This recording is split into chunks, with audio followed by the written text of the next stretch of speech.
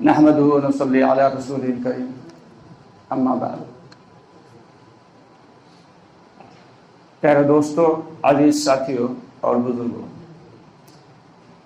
اللہ رب العالمین کا بے حد شکر احسان اور کرم ہے کہ اللہ تعالیٰ نے ہم سب کو جمعہ کی نماز کے لیے مجتمع فرمایا ہے۔ بے شک یہ اللہ کے فضل اور اللہ کی توفیق سے ہی ہوا، اس پر اللہ تعالیٰ کا جتنا بھی شکر ادا کیا جائے کم ہے۔ چنانچہ قرآن پاک میں اللہ رب العالمین فرماتے ہیں لئن شکرتم لازیدنکم ولئن کفرتم ان عذابی لشدید، کہ جو لوگ ہماری نعمتوں پر شکر ادا کرتے ہیں ہم ان کی نعمتوں کو بڑھا دیتے ہیں، اور جو لوگ ناشکری کرتے ہیں ان کے لیے دردناک قسم کا عذاب ہے۔ تو اس سے ثابت یہ ہوتا ہے کہ اللہ کی نعمتوں پر ہم سب کو شکر ادا کرنا ضروری ہے، چاہے وہ دنیاوی نعمتیں ہوں چاہے وہ اخروی نعمتیں ہوں۔ چنانچہ دنیا میں جتنی بھی نعمتیں ہیں ان میں سب سے افضل ایمان اللہ رب العالمین نے جو دیا ہے وہ ایمان ہی ہے، سب سے بڑی نعمت ایمان ہے، اور الحمدللہ ہم سب ایمان والے ہیں۔ لیکن ہمارا ایمان اس سطح کا نہیں جس سطح کا اللہ تعالیٰ کو مقصود ہے اور جس سطح کا اللہ تعالیٰ کو مطلوب ہے۔ دوستو، آگے بڑھنے سے پہلے ہمارے چینل کو سبسکرائب ضرور کر لیں اور ہماری ویڈیوز کو زیادہ سے زیادہ لوگوں تک شیئر کریں۔ سے کیا چاہا جا رہا ہے کہ سب سے پہلے لا الہ الا اللہ، کہ صحابہ کرام رضی اللہ تعالیٰ عنہ اجمعین پہ اللہ کے نبی صلی اللہ علیہ وسلم نے جو محنت کرائی، تو لا الہ الا اللہ، اللہ نے یہ کلمہ ہی اسی لیے دیا کہ دل میں ان کے 360 بتوں کے خود کی یہ ان سے یہ ہوتا ہے، ان سے بارش برستی ہے اور ان سے سورج اگتا ہے اور ان سے جو ہے چاند، تو ان ساری چیزوں کو نکالا، لا الہ کہ نہیں کوئی معبود۔ تو سب سے پہلے دل کو صاف کر دیا کہ نہیں کوئی معبود، کسی سے کچھ نہیں ہوتا، پالنے والی ذات کوئی نہیں، کھلانے والی ذات کوئی نہیں، پلانے والی ذات کوئی نہیں، مارنے والی ذات کوئی نہیں، جلانے والی ذات کوئی نہیں۔ پورے دل کو خالی کر دیا لا الہ الا اللہ کہ بالکل صاف ستھرا دل۔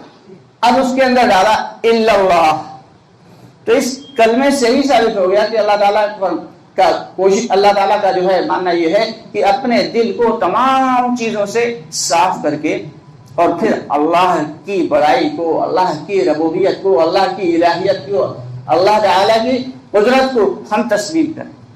اس کے بعد پھر آتا ہے محمد رسول اللہ۔ فرماتے ہیں کہ محمد مصطفیٰ صلی اللہ علیہ وسلم کے راستے پہ ہی چلنے میں کامیابی ہے، اس کے علاوہ دنیا کے کسی بھی راستے پہ کامیابی نہیں، نہ دنیا کی اور نہ ہی آخرت کی۔ کہ ایک شخص ہوا میں مصلی بچھا کے نماز پڑھ رہا ہے، ہوا میں مصلی بچھا کے نماز پڑھ رہا ہے، دوسرا شخص جو ہے وہ سمندر کے اوپر یا دریا کے اوپر جہاں نماز بچھا کے نماز پڑھ رہا ہے، لیکن اگر اس کی زندگی سنت کے خلاف ہے تو وہ ایمان والا نہیں ہو سکتا، ولی نہیں ہو سکتا۔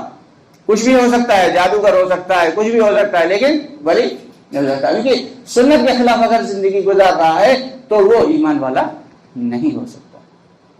ہم سب کی ذمہ داری ہے کہ یا ایھا الذین آمنوا ادخلوا فی السلم کافۃ، اللہ تعالیٰ فرما رہے ہیں کہ تم پورے کے پورے اسلام میں داخل ہو جاؤ۔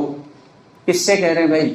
ہمیں سب سے تو کہا جا رہا ہے، مسلمانوں سے ہی کہا جا رہا ہے کہ مکمل ہی اسلام میں داخل ہو جاؤ۔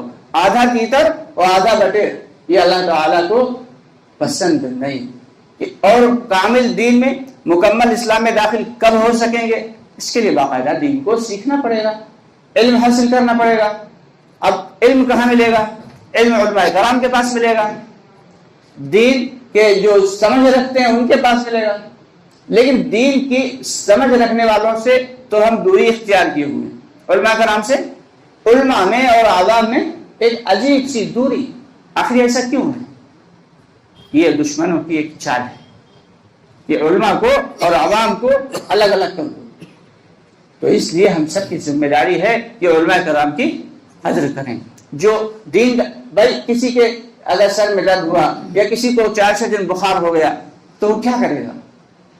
سب سے پہلے ڈاکٹر کے پاس جائے گا، کیونکہ ڈاکٹر یہ بتائے گا کہ اس کے جسمانی نظام میں کیا گڑبڑ ہو گئی، یہ بخار آ رہا ہے تو کیوں آ رہا ہے، जांच करवाएगा, खून की जांच करवाएगा, दूसरी किस्म की जांचेस करवाएगा, और जब पता चल जाएगा तो फिर उसका इलाज करेगा।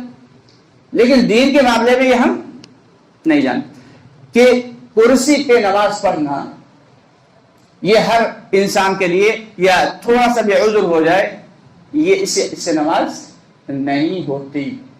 मौलाना तौहीद साहब जो एक बड़े उलमा में शुमार है उनका, तो उन्होंने बाकायदा इसके ऊपर एक छोटी सी किताब लिखी है कि कुर्सी पे बैठ के नमाज पढ़ने वालों के सिलसिले में। अब किसी के पैर में दर्द है